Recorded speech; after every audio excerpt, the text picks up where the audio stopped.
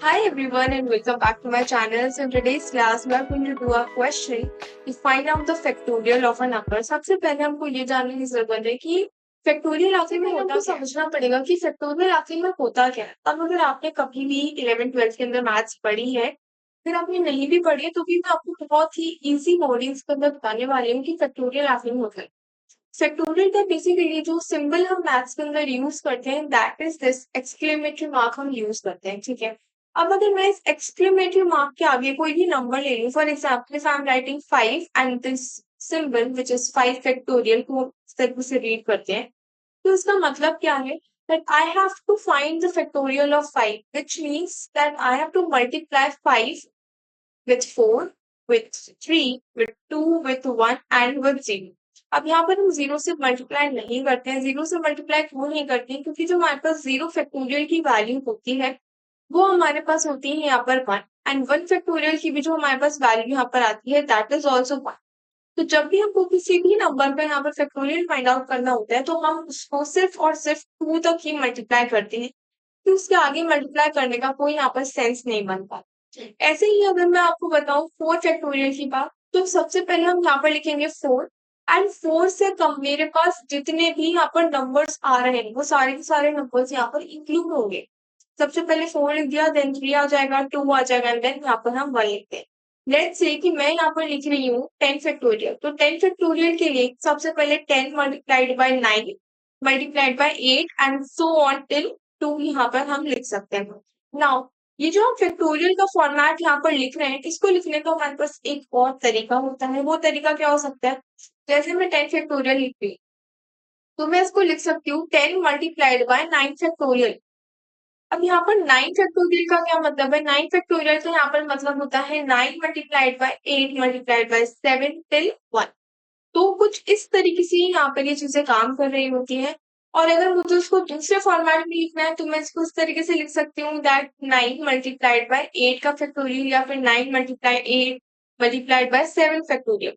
ठीक है, तो हमारे पास बात तो वही है, बस यहाँ पर 7 है तो 7 से कम हमारे पास जितने भी नंबर्स आते जाएंगे उससे हम इसको मल्टीप्लाई कर लेंगे। नाउ लेट्स से कि मेरे पास यहाँ पर दे रखा है 15 फैक्टोरियल, तो 15 फैक्टोरियल अगर मुझे फाइंड आउट करना है so it would B 15 multiplied by 14 multiplied by 13 till यहाँ पर हमारे पास 1 आएगा, या फिर हम यहाँ पर सिर्फ और सिर्फ 2 को भी कंसिडर कर सकते हैं। तो इस तरीके से यहाँ पर हम पूरे के अंदर फैक्टोरियल को कैलकुलेट करते हैं। बेसिकली ये हमारे पास फंडा रहता है।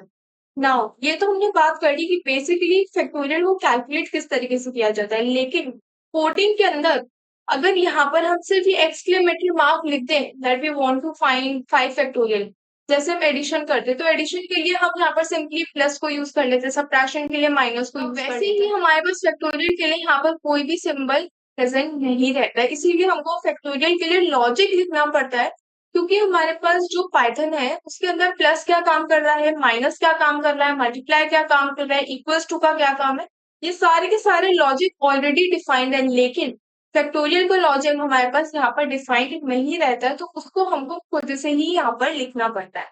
अब इसको करने के लिए सबसे पहला काम जो हम यहाँ पर ऑब्जर्व कर रहे हैं वो क्या है कि अगर मेरे पास जो मुझे नंबर दे रखा है if the number is n, तो मुझे क्या करना है? सबसे पहले तो यहाँ पर n लिखना है, इसको मुझे मल्टीप्लाई करना है n-1 से।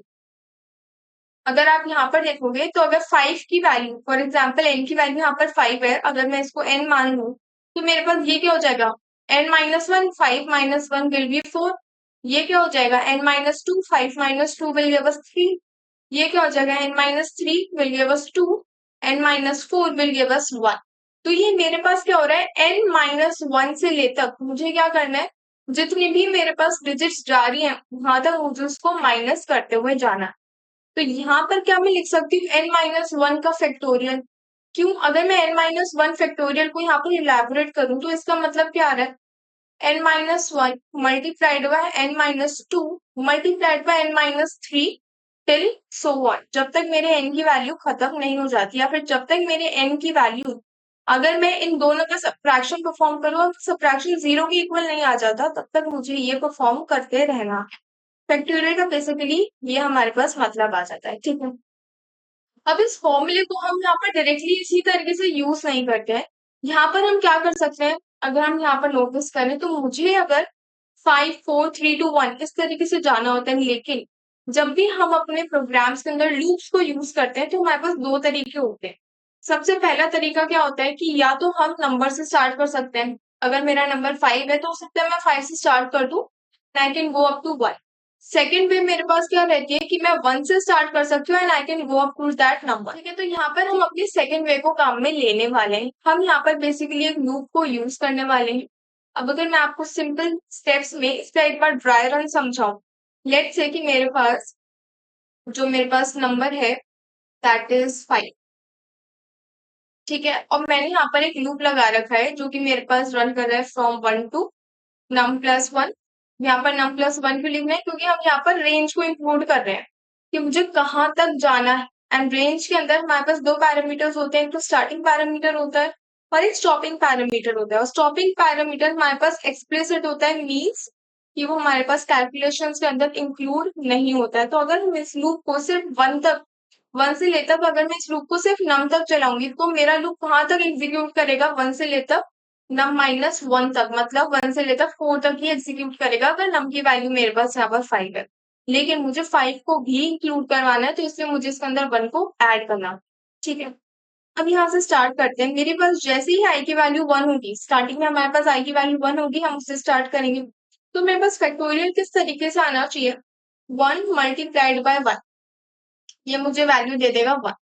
अब अगर मैं बात कर रही हूँ i इज इक्वल्स टू 2 की, क्योंकि हमारे पास बार बार यहाँ पर अपडेशंस भी होते रहेंगे। अपडेशंस कब तक होते रहेंगे? जब तक मेरी i की वैल्यू num के इक्वल नहीं आ जाती या फिर num से कम नहीं हो जाती, क्योंकि हमने यहाँ पर num+1 को इंक्लूड किया है। ठीक है, यहाँ पर हम लिखेंगे f। तो मेरे पास यहाँ पर जो प्रीवियस वैल्यू थी उसको मुझे एक वेरिएबल बनाना पड़ेगा। उस वेरिएबल के अंदर मुझे अपनी प्रीवियस रिजल्ट को स्टोर करवाना पड़ेगा। I can multiply it with the present value of i। जैसे मेरे पास f की जो प्रीवियस वैल्यू है वो यहाँ पर है 1, तो 1 यहाँ पर आ जाएगी, दैट इज 1 मल्टीप्लाइड बाय मेरी i की करंट वैल्यू विच इज 2। अब यहाँ से जो वैल्यू मेरे पास आएगी, यहाँ से जो रिजल्ट आएगा, ये मेरे पास वापस से f के अंदर स्टोर हो जाएगा। दैट मीन्स कि मेरे पास जो f वेरिएबल मैंने यहाँ पर बनाया है उसकी वैल्यू यहाँ पर अपडेट होती रही। ठीक है, अब बात करते हैं i इज इक्वल टू 3 की। यहाँ पर f होगा। अब यहाँ पर f मतलब जो मेरे पास प्रीवियस रिजल्ट की वैल्यू है विच इज 2, तो 2 को यहाँ पर हम लिख देंगे and multiply it with the present value of i which is 3। तो यहाँ पर मेरे पास आंसर आ जाएगा 6 अगेन मेरे पास यहाँ पर अपडेट हो गया। i की 4 की वैल्यू की बात करें so it would B 6 multiplied by 4 which will give us 24 update हो जाएगा। i की वैल्यू 5 की अगर हम बात करें it would B f is equals to 24 which is the updated value multiplied by the current value of i which would be 5। इन दोनों को मल्टीप्लाई करोगे so the answer would come out to be 120। अब जैसे ही आप यहाँ पर आओगे i is equals to 6 पे और आपकी यहाँ पर कंडीशन चेकिंग होगी तो आपकी कंडीशन हो जाएगी फॉल्स, हम इस लूप से आ जाएंगे बाहर और लास्ट के अंदर हम प्रिंट करवा सकते हैं हमारी जो वैल्यू है विच इज 120। तो इस तरीके से हमारा फ्लो यहाँ पर काम कर रहा होगा। यहाँ पर हम एक बार कोडिंग भी करके देख लेते हैं।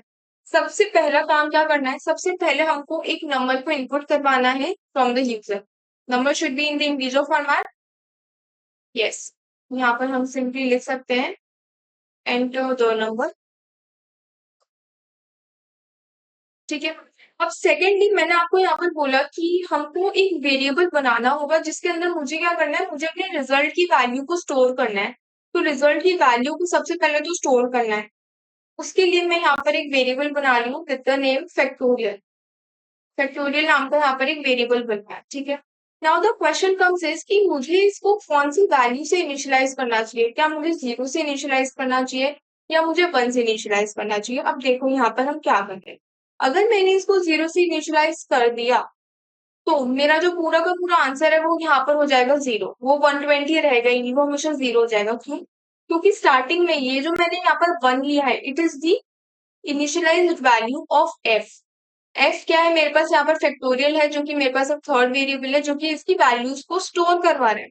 अगर मैंने इसकी वैल्यू को 0 कर दिया तो 0 मल्टीप्लाइड बाय 1 यहाँ पर आ जाएगा 0, फिर वही 0 यहाँ पर स्टोर हो जाएगा, वापस हम 0 से मल्टीप्लाई करेंगे तो ओवरऑल आंसर मेरा हो जाएगा 0। तो जब भी हम कभी भी अगर मल्टीप्लाई कर रहे हैं तो मल्टीप्लाई करते समय हमको हमेशा 1 से इनिशियलाइज करना होता है। एंड अगर हम सम कैलकुलेट कर रहे हैं तो सम को हमेशा हमको 0 से इनिशियलाइज करना होता है, हमको ऐसी वैल्यू से इनिशियलाइज करना पड़ता है ताकि हमारा जो इसमें कोई भी चेंज नहीं आना चाहिए, कोई भी इफेक्ट नहीं आना चाहिए। फॉर एग्जाम्पल अगर मैं सम की बात करूं, सम को मैंने इनिशियलाइज करा बाय 0, अगर मैं इसके अंदर 1 को ऐड करूंगी तो मेरा आंसर 1 ही रहेगा। लेकिन अगर मैं सम को 1 से इनिशियलाइज कर दूंगी एंड 1 + 1 करूंगी तो मेरा आंसर ही चेंज हो जाएगा, it will be 2, right. Similarly अगर मैंने कोई वेरिएबल बनाया मल्टीप्लाई, अगर मैंने उसको 0 से इनिशियलाइज करा तो मैं उसमें कुछ भी मल्टीप्लाई कर दूँ, the answer would be 0 always. लेकिन अगर मैं इसको 1 से इनिशियलाइज करूंगी और जिस भी नंबर से मैं इसको मल्टीप्लाई करूंगी, फॉर एग्जाम्पल 2, तो मेरे पास आंसर भी क्या आएगा, 2 ही आएगा। इसका मतलब कि मेरे रिजल्ट पे कोई भी अफेक्ट नहीं आना चाहिए, ठीक है। तो इसको हम किससे इनिशियलाइज करेंगे, इसको हम यहाँ पर 1 से इनिशियलाइज करने वाले। नेक्स्ट स्टेप आता है हमारे पास कंडीशन चेकिंग। कंडीशन चेकिंग में मेरे पास 3 तरीके की कंडीशंस है जो हम यहाँ पर चेक कर सकते हैं। सबसे पहली कंडीशन क्या आती है कि मेरा जो भी नंबर है it should be greater than 0, ठीक है। मतलब मेरा जो नंबर है वो नेगेटिव में नहीं होना चाहिए। क्यों? क्योंकि हम कभी भी नेगेटिव नंबर्स का फैक्टोरियल कैलकुलेट नहीं करते हैं। अगर मेरे पास जो नंबर है, if number is less than 0, इसका मतलब मेरे पास जो नंबर प्रेजेंट है दैट इज नेगेटिव। तो यहाँ पर हम सिंपली प्रिंट करवा सकते हैं no factorial for negative numbers, ठीक है। सेकेंड कंडीशन क्या आ रही है मेरे पास, सेकेंड कंडीशन ये हो सकती है कि जो यूजर ने नंबर को एंटर करा है दैट इज आइदर 0 और इट कुड बी 1। अगर मेरे नंबर की वैल्यू 0 है या फिर 1 है तो मेरा आंसर क्या रहेगा, मेरा जो फैक्टोरियल आएगा दैट वुड बी 1 होगी। ये बात हम ऑलरेडी पहले कर चुके हैं कि 0 फैक्टोरियल का आंसर भी 1 होता है, 1 फैक्टोरियल का आंसर भी 1 होता है। तो फालतू में 1 फैक्टोरियल के लिए अलग से कैलकुलेशन करने से बेटर है कि यहीं पर हम अपनी कंडीशंस के अंदर इंक्लूड कर दें। सबसे पहली कंडीशन क्या है, अगर नम की वैल्यू 0 के इक्वल है और नम की वैल्यू अगर 1 के इक्वल है, अगर इन दोनों में से एक भी कंडीशन मेरे पास ट्रू हो जाती है तो I have to print the factorial is 1, ठीक है। नाउ थर्ड केस क्या आता है, थर्ड केस आता है कि मेरे पास एक पॉजिटिव नंबर है, secondly it is not 0 neither 1। तो उस केस के अंदर हम क्या कर सकते हैं, पूरा का पूरा लॉजिक अपना यहाँ पर इंक्लूड करेंगे। सबसे पहले एक फॉर लूप लगाएंगे for I in range. Range कहाँ से कहाँ तक हमको लेके जानी है, रेंज हमको लेके जानी है फ्रॉम 1 टिल num + 1। मेरे नंबर की जो भी वैल्यू है उसके अंदर मुझे 1 को ऐड करना है और मुझे वहां तक अपनी रेंज को लेके जाना है। नाउ यहाँ पर आता है अपना सबसे मेन पार्ट। यहाँ पर हमने क्या करा है, हमने बार बार मल्टीप्लाई करा है। मल्टीप्लाई हमने किससे करा है, हम यहाँ से फॉर्मूला को डिराइव करने वाले हैं भी।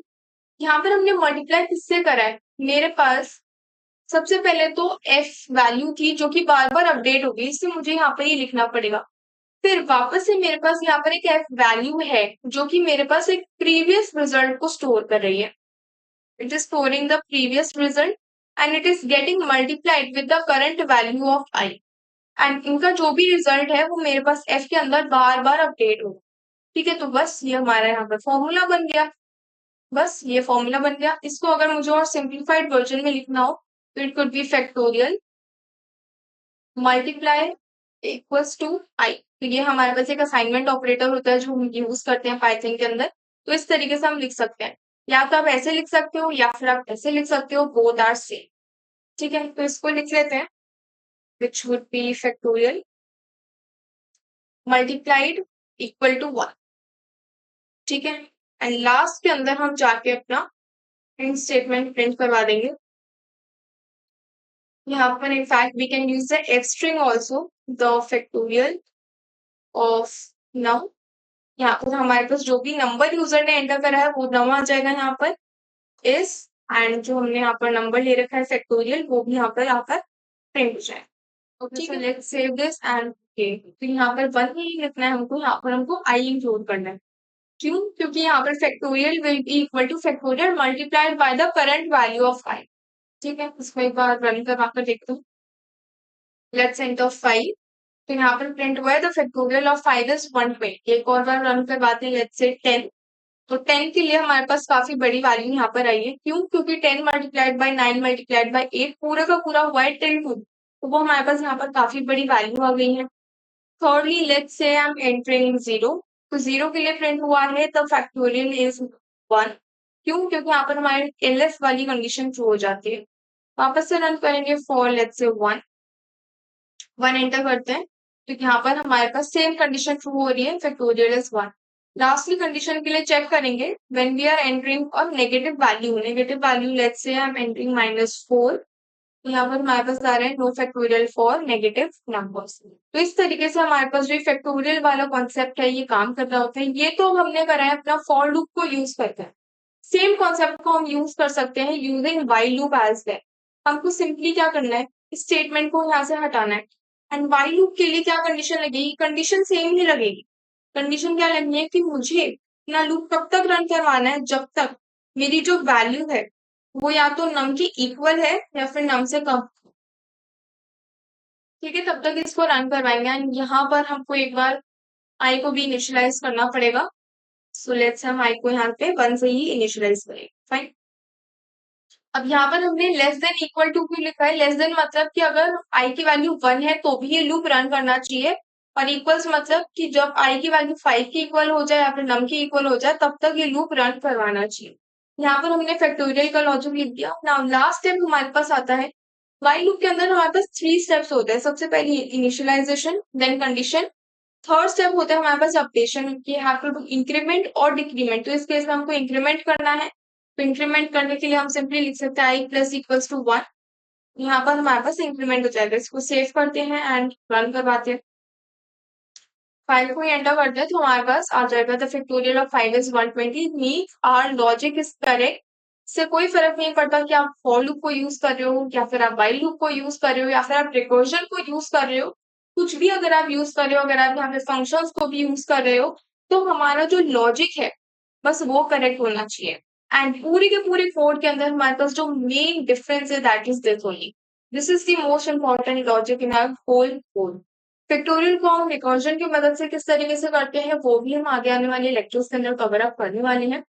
साथ ही में I would like to give you a small homework question which is quite related to today's class. आपका जो होमवर्क क्वेश्चन रहेगा it would be to find the sum of n natural numbers. आपको क्या करना है, आपको n नेचुरल नंबर्स दे रखे हैं एंड आपको उनका यहाँ पर सम कैलकुलेट करना है। नेचुरल नंबर्स मतलब starting from 1 to till n। And मतलब मेरे पास कोई भी नंबर हो सकता है, it could be 100, it could be 15, could be 10, it could be 50, कुछ भी यहाँ पर नंबर हो सकता है। तो मुझे यहाँ पर क्या करना है, लेट्स से n की वैल्यू मेरे पास 5 दे।